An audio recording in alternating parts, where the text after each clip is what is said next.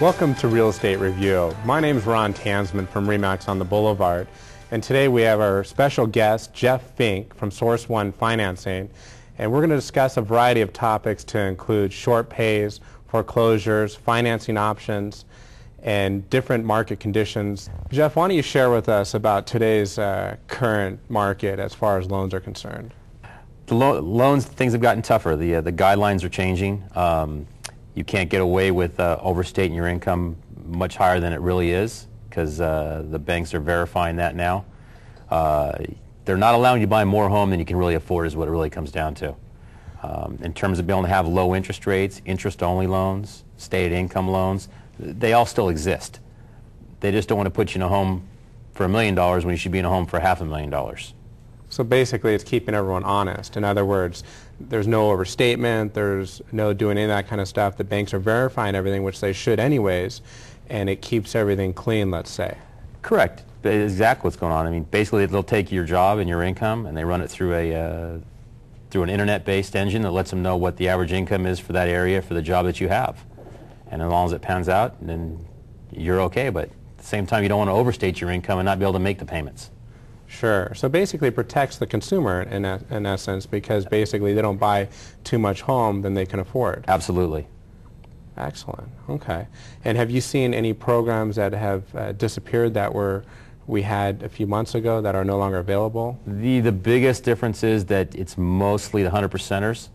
100% loans, unless you really, really qualify for 100%, you're going to have difficulty getting it. If you could prove your income, if you could provide 12 months bank statements, you could still get the 100% loans. But just making up incomes that don't justify the job, that's the stuff that's been eliminated most of all. Okay. So let's just say that one of our viewers is looking to buy a home and they don't even know where to start. What do you suggest they do in order to get their financing together and so forth? The first thing you do is you get the last 12 months copies of all your bank statements. You get your last 2 years W-2s. You get all your pay stubs, whatever tax returns you may have. And bring that to your loan officer, loan agent, and let them tell you what they're going to use to put your loan together and put it together correctly, instead of you out fishing for all this stuff in the middle of trying to buy a home, and then that's when the real stress starts. Okay, so I see. So basically they bring the piece of the puzzle together and you put the puzzle together so it looks right for the lender. Absolutely. And that's how they secure a loan. Absolutely. And that way when you get a pre-approval letter, it's an approval letter, not just a piece of paper that says you're approved. That's such an important statement there. A pre-approval letter is something that we take for granted, wouldn't you say? Absolutely. It's not really a true pre-approval letter. What you really need to do is verify, am I actually approved beyond an appraisal, entitlement, and income actually being verified, but being that all said and done, it is what it is, am I going to get approved? Because too often, as a loan's getting ready to close, this is when it all falls apart. That's very true. I'm in a situation now, obviously I'm a real estate agent, and I have actually my client chose to use one of their family members for a loan, and now they can't get the loan, and we're already almost a month into a 3-week escrow. So now the buyer's stuck, and we have to figure out another way to make it happen. Obviously, we'll do what we can, but the lender initially gave him a pre-approval letter, which is now worthless.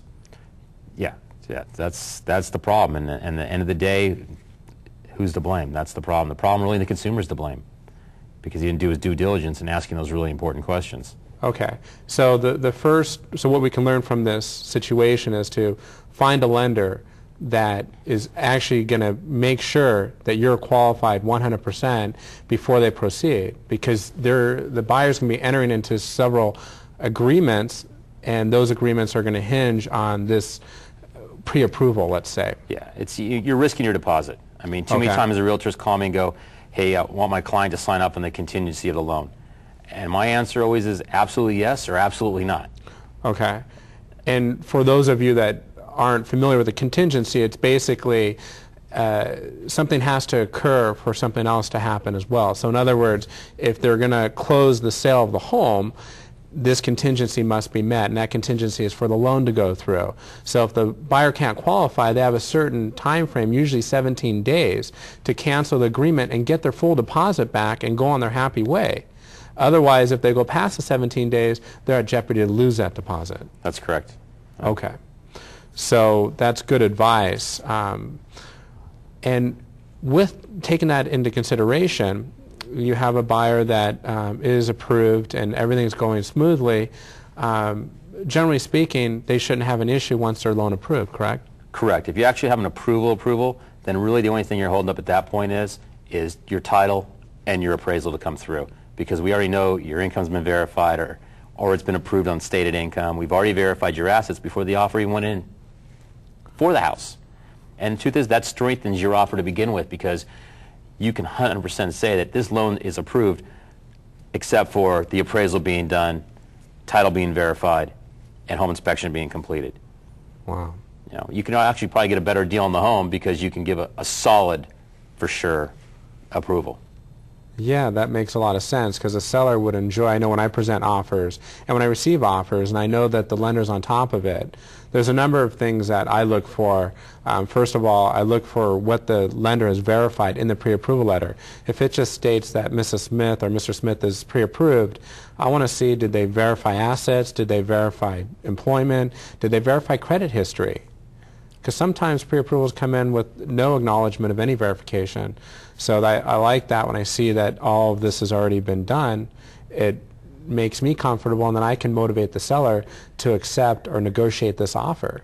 Absolutely. And you as a borrower, you know what? Check out the loan officer. You can look up the loan officer and see how long he's been doing it for. You can see if there's any complaints against him or his company. They can do that online. They can actually do. They can go to dre.ca.gov. Okay, so let's just say that the Department of Real Estate has a website that they can search for. Okay, wonderful. And you know, that's a great point too, because you can also look up your real estate agent. You should check into your real estate agent's background too that you're going to use. I think using a real estate agent at random is not such a great opportunity for a buyer these days, because it takes the special skill set that certain agents possess in order to make a deal happen to fruition. So when they look it up on the Department of Real Estate's website, it's very important because they can see if they've had any complaints, if the license has been suspended or revoked. There's several different things, and also when the person was licensed. Yeah, there's been a lot of new realtors in the last few years, and the reality is, how many deals did they really do? And you know, an experienced agent knows how to make sure, one, you're not being taken, and two, he's going to make sure your loan is approved before he runs you all over town. So it's equally important to have a professional real estate agent with a significant background where they've done a lot of deals and transactions in order to work with them, because that way they'll ensure that your deal goes smoothly, just like a loan agent. And that he works with a reputable, actually, real estate company. There's been so many brokers' offices that open up all over the place that you want to be with a name brand company, because if something happens, you have somebody to call. That's true. That makes sense. And actually, that's one of the reasons why I chose to work with RE/MAX, because it's a national name, and I know that it's a strong company and that they do things ethically, and they also have a lot of resources to help our clients, because that's really the bottom line, is to help everyone. Absolutely. Sure. So what do you foresee with loans in the future, as far as everyone wants to know, are interest rates going up? Are they going down? Are they stable? Actually, interest rates are beginning to decline again.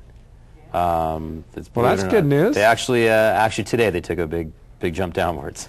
Okay, and when you say big jump, what does that mean? Well, you know, a quarter point, 3/8 of a point is a big move down. You know, that can adjust someone's payments $200 or $300 a month, and that's the difference between buying that home and not buying that home.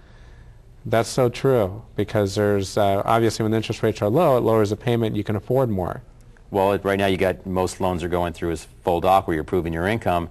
And if your budget's right on that wire where it's not going to get done, and if rates drop that much, now you can get done, it means a lot. Wow, that's great. Yeah.